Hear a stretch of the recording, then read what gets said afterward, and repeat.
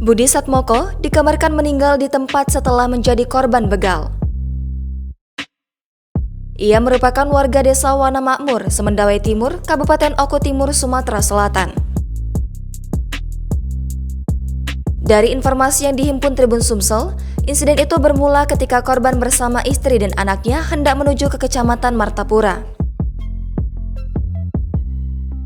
Rencananya, korban hendak mengurus berkas istrinya yang lulus pegawai pemerintah dengan perjanjian kerja atau P3K.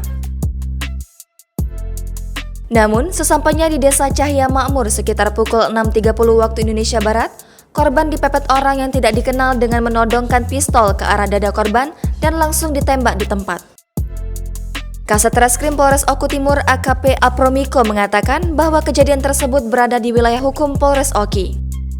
Meskipun lokasi kejadian berada di Oki, jajaran Polres Oku Timur tetap berupaya membantu menemukan pelaku.